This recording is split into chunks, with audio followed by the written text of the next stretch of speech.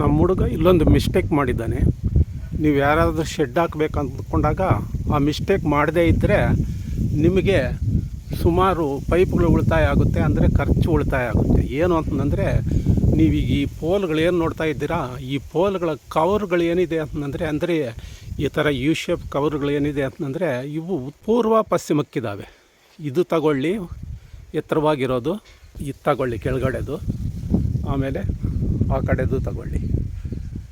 ನೀವು ಇವುಗಳನ್ನ ಏನು ಮಾಡಬೇಕಾಗಿತ್ತು ಅಂತಂದರೆ, ಏನು ಮಾಡಬೇಕು ಅಂದರೆ ಈ ಕವರ್ಗಳು ಹಿಂಗಿರೋದ್ರನ್ನ ಪೂರ್ವ ಪಶ್ಚಿಮಕ್ಕಿರೋದ್ರನ್ನ ಹಿಂಗೆ ತಿರುಗಿಸಿ ಬಾತಬೇಕು. ಹಿಂಗೆ ಅಂತಂದರೆ ಉತ್ತರ ದಕ್ಷಿಣಕ್ಕೆ ಹಂಗೆ ಬಾದಾಗ ಏನಾಗುತ್ತೆ ಅಂತಂದರೆ ಈ ಕಲರ್ ನೋಡ್ಕೊಳ್ಳಿ, ಅಡ್ಡಡ್ಡ ಹಾಕಿರೋವು ಇವುಗಳ ಅವಶ್ಯಕತೆ ಇರೋದಿಲ್ಲ. ಒಂದು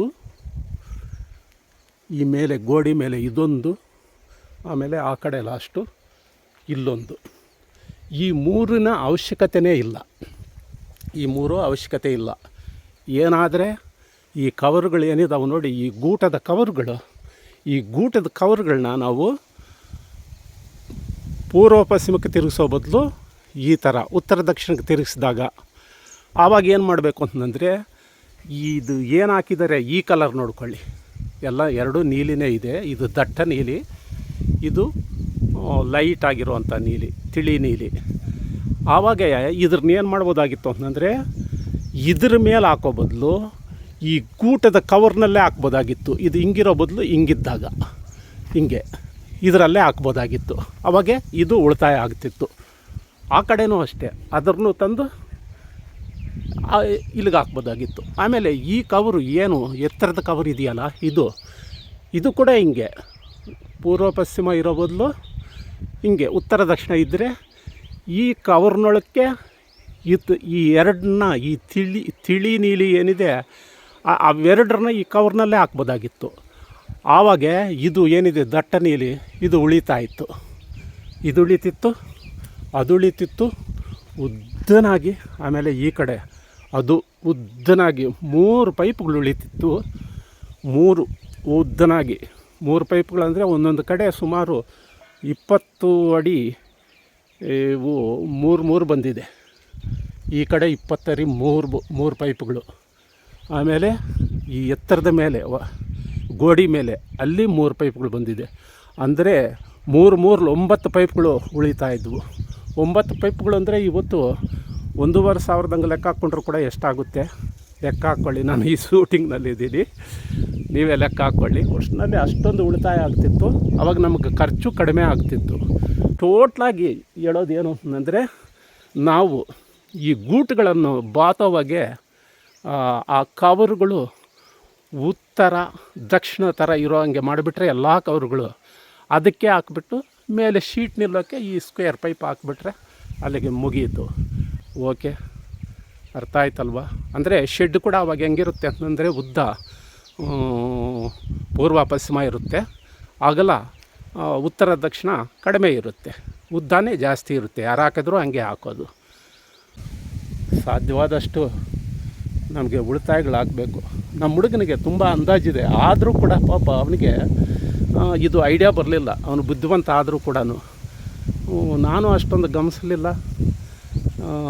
ಗಮನಿಸಿದ್ರು ನನಗೂ ಇದು ಐಡಿಯಾ ಬರ್ತಿತ್ತೋ ಇಲ್ಲ. ಈಗ ಕುರಿ ಮೇಕೆ ಶೆಡ್ಗಳನ್ನ ಬಹಳಷ್ಟು ಜನ ಹಾಕ್ತಾಯಿದ್ದಾರೆ. ಹಂಗೆ ಹಾಕೋವಾಗ ಎಷ್ಟು ಸಾಧ್ಯವೋ ಅಷ್ಟು ಉಳಿತಾಯ ಆದರೆ ಒಳ್ಳೆಯದಲ್ವ? ಶ್ರಮನೂ ಕಡಿಮೆ ಆಗುತ್ತೆ. ಅದೇ ಅಮೌಂಟ್ನ ನಾವು ಬೇರೆದಕ್ಕೆ ಕುರಿಗಳಿಗೆ ಮೇಕೆಗಳಿಗೆ ಇಟ್ಕೊಂಡ್ರೆ ಎಷ್ಟು ಅನುಕೂಲ ಆಗುತ್ತೆ. ನಿಮ್ಗೆ ಅರ್ಥ ಆಗಿದೆ ಅಂದ್ಕೊಂಡಿದ್ದೀನಿ. ಪದೇ ಯಾಕೆ ಹೇಳ್ತಾ ಇದ್ದೀನಿ ಅಂತಂದರೆ, ನಾವು ಮಾಡೋ ಕೆಲಸದಲ್ಲೇ ಒಂದು ಚೂರು ವ್ಯತ್ಯಾಸಗಳು ಮಾಡ್ಕೊಂಡು ಬಿಟ್ಟರೆ ನಮಗೆ ಉಳಿತಾಯ ಆಗುತ್ತೆ, ಕೆಲಸ ಕಡಿಮೆ ಆಗುತ್ತಲ್ವ? ಈಗೆಲ್ಲ ನೋಡಿದ್ದೀರಾ, ಒಂದೊಂದು ಸತಿ ಈ ವಿಡಿಯೋಗಳಲ್ಲಿ ಅಷ್ಟೊಂದು ಗೊತ್ತಾಗೋದಿಲ್ಲ. ಅದರಲ್ಲಿದ್ದಾನೆ ನಾನು ಪದೇ ಹೇಳಿದ್ದು, ಎಲ್ಲ ಕಡೆ ಹೋಗಿ ನಿಮಗೆ ತೋರಿಸೋ ಪ್ರಯತ್ನ ಮಾಡ್ತಾ ಇರೋದು. ಓಕೆ, ಅಷ್ಟು ಮಾತ್ರ ಉಳಿತಾಯ ಮಾಡ್ಕೊಳ್ಳಿ. ನಿಮಗೆ ಅದು ಅರ್ಥ ಆಗಿ ಶೆಡ್ ಹಾಕೋರಿಗೆ ಅಷ್ಟು ಉಳಿತಾಯ ಆದರೆ ಅದು ಒಂದು ಉಪಕಾರ ಮಾಡ್ದಂಗೆ ಆಗುತ್ತಲ್ವ? ಓಕೆ, ಯಾವಾಗಲೂ ನನ್ನ ಆಲೋಚನೆ ಏನು ಅಂತಂದರೆ, ನಮ್ಮ ರೈತರು ನಮ್ಮ ಸಾಮಾನ್ಯ ರೈತರು, ನಾವು ದೊಡ್ಡ ಬಂಡವಾಳಸ್ಥರು, ಲಕ್ಷಾಧಿಪತಿಗಳು ಕೋಟ್ಯಾಧಿಪತಿಗಳು ಅಲ್ಲ, ಇರೋದರಲ್ಲೇ ಸಿಂಪಲ್ಲಾಗಿ ಮಾಡ್ಕೋಬೇಕು. ಪಾಪ ಇದು ಕೂಡ ನಮ್ಮ ಹುಡುಗ ಗರಿ ಶೆಡ್ ಹಾಕ್ಬೇಕು ಅಂದ್ಕೊಂಡ, ಆಮೇಲೆ ಏನೇನೋ ವ್ಯತ್ಯಾಸಗಳು ಮಾಡ್ಕೊಂಡ, ಕೊನೆಗೆ ಇಲ್ಲಿ ವೆಲ್ಡ್ ಆಗಲಿಲ್ಲ ಅಂತಂದು ಬೇರೆ ಕಡೆ ತಗೊಂಡೋಗಿ ವೆಲ್ಡ್ಗಳು ಮಾಡಿಸ್ಕೊಬಂದ. ನೀವು ಇದ್ರ ನೋಡ್ತಾ ಇದ್ದೀರಿ ನೋಡಿ, ಈ ವೆಲ್ಡ್ಗಳು ಕೂಡ ಇಲ್ಲಿ ವೆಲ್ಡ್ ಆಗಲಿಲ್ಲ. ತೋಟದಲ್ಲಿ ದೂರದಿಂದ ಕನೆಕ್ಷನ್ ತಗೊಂಡಾಗ ವೆಲ್ಡ್ ಆಗಲಿಲ್ಲ. ಪಾಪ ವೆಲ್ಡ್ ಆಗದೆ ಇದ್ದಾಗ ಆಗ ಎಲ್ಲಟ್ಲೂ ಟೌನ್ಗೆ ಎತ್ಕೊಂಡೋಗಿ ಇವ್ಗಳನ್ನ ಎತ್ಕೊಂಡೋಗಿ ಮಾಡಿಸ್ದ.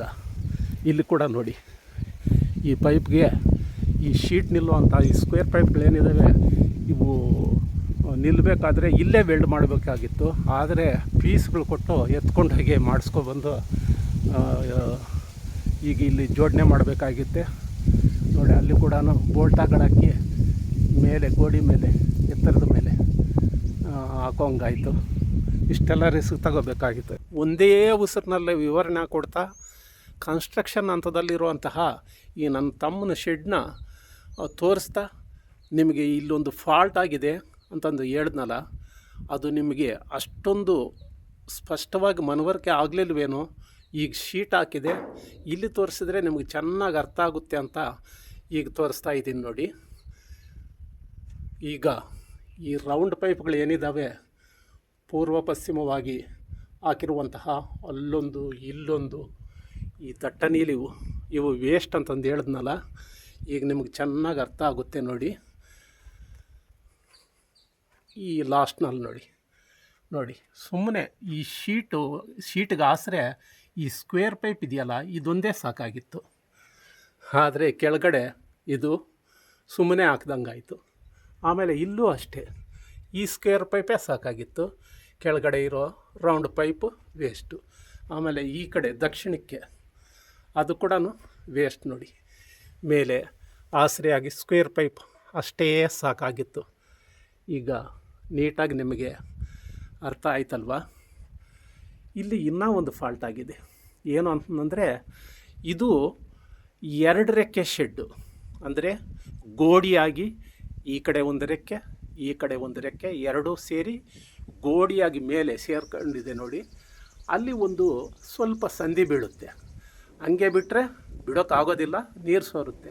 ಆವಾಗ ಏನು ಮಾಡಿದ್ದಾನೆ ನಮ್ಮ ಹುಡುಗ ಅಂತಂದರೆ, ಯಾರಾದರೂ ಏನು ಮಾಡ್ತಾರೆ ಅಂತಂದರೆ ಮೇಲೆ ಒಂದು ಶೀಟ್ ಹಾಕಿಬಿಟ್ಟಿದ್ದಾನೆ. ಆದರೆ ಇಲ್ಲಿ ಸಹ ಒಂದು ಐಡಿಯಾ ಮಾಡ್ಬೋದಾಗಿತ್ತು. ಏನು ಆ ಐಡಿಯಾ ಅಂತಂದರೆ, ಇಲ್ಲಿ ಒಂದು ಕಡೆ ಹಾಗೇ ಇರಲಿ, ಆ್ಯಸ್ ಇಟ್ ಈಸ್ ಇರಲಿ, ಇನ್ನೊಂದು ರೆಕ್ಕೆ ಇದೆಯಲ್ಲ ಇದನ್ನ ಸ್ವಲ್ಪ ಎತ್ತರಿಸಬೇಕು. ಹೇಗೆ ಎತ್ತರಿಸೋದು ಅಂತಂದರೆ ನೋಡಿ, ಈ ಸ್ಕ್ವೇರ್ ಪೈಪು ಆ ರೌಂಡ್ ಪೈಪ್ ಮಧ್ಯದಲ್ಲಿ 1 ಇಂಚಿ ಅಷ್ಟು ಏನಾದರೂ ಪೀಸ್ ಕೊಡೋದು, ಇಲ್ಲೊಂದು ಕಡೆ ಪೀಸ್ ಕೊಡೋದು, 2 ಕಡೆ ಕೊಟ್ಟರೆ ಸಾಕು. ಆವಾಗ ಏನಾಗುತ್ತೆ ಅಂದರೆ, ಈ ರೆಕ್ಕೆ ಏನು ದಕ್ಷಿಣಕ್ಕಿರೋ ರೆಕ್ಕೆ 1 ಇಂಚ್ ಎತ್ಕೊಳ್ಳುತ್ತೆ. 1 ಇಂಚ್ ಎತ್ಕೊಂಡಾಗ ನಿಮಗೆ ಮೇಲೆ ಕಾಣಿಸ್ತಾ ಇದೆಯಲ್ಲ ಆ ಸಂಧಿ, ಆವಾಗ ಏನಾಗುತ್ತೆ, ಆ ಸಂಧಿ ಇಲ್ಲದಂಗೆ ಈ ಉತ್ತರಕ್ಕೆ ಏನು ಈ ಸೈಡ್ ಇದೆ ಇದ್ರ ಮೇಲೆ ಹೋಗಿ ಈ ದಕ್ಷಿಣಕ್ಕಿರೋದು ಹಂಗೆ ಮೇಲೆ ಕುತ್ಕೊಂಡು ಬಿಡುತ್ತೆ, ದೋಣಿಯಾಗಿ ಕುತ್ಕೊಂಡು ಬಿಡುತ್ತೆ. ಸಾಕು 1 ಇಂಚಿ ಅಥವಾ 2 ಇಂಚಿ ಕುತ್ಕೊಂಡ್ರೂ ಸಾಕು, ಇನ್ನು ಅಲ್ಲಿ ಸೋರೋದಕ್ಕೆ ಅವಕಾಶವೇ ಇರೋದಿಲ್ಲ. ಆವಾಗ ನಮಗೇನಾಗುತ್ತೆ ಅಂತಂದರೆ, ಮೇಲೆ ನಾವು ಏನು ಶೀಟ್ ಹಾಕಿದ್ದೀವಿ, ಶೀಟ್ ಹಾಕಿ ಎಕ್ಸ್ಟ್ರಾ ಶೀಟ್ ತಂದು ಅದನ್ನು ಬಿಗಿಯೋದು, ಅದು ಲಟಾಪಟ ಅಂದಂಗೆ ಸರಿಯಾಗಿ ಲಿಂಕ್ ಮಾಡೋದು, ಇಂಥದ್ದೆಲ್ಲ ತಪ್ತಾಯಿತ್ತು. ಹೌದಲ್ವಾ. ಇಲ್ಲಿ ಇನ್ನೊಂದು ಫಾಲ್ಟ್ ಆಗಿದೆ. ಏನು ಅಂತಂದರೆ, ಶೆಡ್ನ ಹೈಟು ತುಂಬ ಕಡಿಮೆ ಆಗೋಗ್ಬಿಡ್ತು. ಪೋಲ್ಗಳೇನು ಉದ್ದ ಪೋಲ್ಗಳೇ ತಂದಿದ್ದಾನೆ, ಆದರೆ ಪೋಲ್ಗಳು ಹಾಕಿದ ಮೇಲೆ, ಶೆಡ್ಡೆಲ್ಲ ಹಾಕಿದ ಮೇಲೆ ಕೆಳಗಡೆ ಮಣ್ಣು ಮಾಡಿ ಮಣ್ಣೆಲ್ಲ ಹೊಡೆದ್ಬಿಟ್ಟು ಪ್ಲಾಟ್ಫಾರಮ್ ಮಾಡಿದ್ರಿಂದ ಸುಮಾರು ಎತ್ತರ ಬಂದುಬಿಡ್ತು. ಮೊದಲೇ ಸ್ವಲ್ಪ ಕಡಿಮೆ ಇತ್ತು ಅಂಥದ್ರಲ್ಲಿ ಈ ಪ್ಲಾಟ್ಫಾರಮ್ ಆಮೇಲೆ ಮಾಡಿದ್ರಲ್ಲಿದ್ದ ತುಂಬ ಹೈಟ್ ಕಡಿಮೆ ಆಯಿತು. ಹಿಂಗೆ ಹೈಟ್ ಕಡಿಮೆ ಆದಾಗ ಏನಾಗುತ್ತೆ ಅಂದರೆ, ಪ್ರಾಣಿಗಳಿಗೆ ತುಂಬ ಬಿಸಿಲು ಕಾಲದಲ್ಲಿ ತುಂಬ ಸೆಕೆ, ಆಮೇಲೆ ಥಂಡಿ ಕಾಲದಲ್ಲಿ ತುಂಬ ಥಂಡಿ ಆಗೋದಕ್ಕೆ ಅವಕಾಶ ಆಗುತ್ತೆ. ಶೆಡ್ ಎಷ್ಟು ಸಾಧ್ಯವೋ ಅಷ್ಟು ಎತ್ತರವಾಗಿದ್ದಷ್ಟು ಕನಿಷ್ಠ ಪಕ್ಷ ಮಧ್ಯದಲ್ಲಿ 12 ಅಡಿ, ಆ ಕಡೆ ಈ ಕಡೆ 10 ಅಡಿನಾದರೂ ಇರಬೇಕು. ಇಲ್ಲಿ ತೀರಾ ಕಡಿಮೆ ಆಯಿತು, ಇದೊಂದು ಫಾಲ್ಟ್ ನಡೀತು. ನಿಮಗೆ ಹೇಳೋದೇನು ಅಂತಂದರೆ, ಗೂಟುಗಳು ಉಣ್ಸೋಕ್ಕೆ ಮೊದಲೇ ನೀವು ಎಷ್ಟು ಎತ್ತರನೂ ಪ್ಲ್ಯಾಟ್ಫಾರಮ್ ಮಾಡ್ಕೋಬೇಕು ಅಂದ್ಕೊತೀರೋ ಮೊದಲು ಪ್ಲಾಟ್ಫಾರಮ್ ಮಾಡ್ಕೊಳ್ಳಿ, ಮಧ್ಯಕ್ಕೆ ನೀರು ಬರ್ದಂಗೆ, ಸುತ್ತಲೂ ನೀರು ಹೋಗಂಗೆ. ಆ ಥರ ಪ್ಲಾಟ್ಫಾರಮ್ ಮಾಡಿದ ಮೇಲೆ ಗೂಟುಗಳು ಉಣಿಸಿ. ಬರೀ 1 ಅಡಿ 1.5 ಅಡಿ ಹೋದರೆ ಸಾಕು. ಆದರೆ ಇಲ್ಲಿ ಏನಾಗಿದೆ ಅಂತಂದರೆ ಮೊದಲೇ ಗೂಟುಗಳಾಕಿ ಆಮೇಲೆ ಪ್ಲಾಟ್ಫಾರಮ್ ಮಾಡಿರೋದ್ರಲ್ಲಿದ್ದ ಸುಮಾರು 3 ಅಡಿ ಗಾತಕ್ಕೆ ಹೊರಟೋಗ್ಬಿಟ್ಟಿದೆ. ಹಿಂಗಾಗ್ಬಿಟ್ಟು ಇದು ಒಂದು ಫಾಲ್ಟ್ ಇಲ್ಲಿ ಆಗಿಬಿಟ್ಟಿದೆ. ತೀರಾ ಆಗೋದ ಮೇಲೆ ಈಗೇನೂ ಮಾಡೋಕ್ಕೂ ಆಗೋದಿಲ್ಲ. ಅದನ್ನು ನೀವು ಮಾಡೋರು ಸರಿಪಡಿಸ್ಕೋಬೇಕು, ಇದನ್ನು ಕೂಡ ಗಮನದಲ್ಲಿಟ್ಕೋಬೇಕು. ಏನಾಗುತ್ತೆ ಅಂತಂದರೆ ನಾವು ಮಾಡೋವಾಗ ಗೊತ್ತಾಗೋದಿಲ್ಲ, ಎಷ್ಟೇ ಐಡಿಯಾ ಇದ್ದರೂ ಕೂಡ ಮಾಡಿದ ಮೇಲೆ ಅಯ್ಯೋ ಇಲ್ಲಿ ಈ ಫಾಲ್ಟ್ ಐತೆ, ಅಲ್ಲಿ ಆ ಫಾಲ್ಟ್ ಐತೆ ಅನ್ನೋಂಗೆ ಆಗಿಬಿಡುತ್ತೆ. ಆದರೆ ಆಗ ಸರಿಪಡಿಸೋಕೆ ಹೋದರೆ ಡಬಲ್ ಕೆಲಸ ಆಗುತ್ತೆ. ಆವಾಗ ಏನು ಉಳಿತಾಯ ಮಾಡಬೇಕು ಅಂದ್ಕೊಂಡಿದ್ದು ಅದಕ್ಕಿಂತ ಹೆಚ್ಚು ಖರ್ಚಾಗುತ್ತೆ ಕೆಲಸದಲ್ಲಿ. ಹಂಗಾಗಿಬಿಟ್ಟು ಮಾಡೋಕ್ಕಾಗೋದಿಲ್ಲ.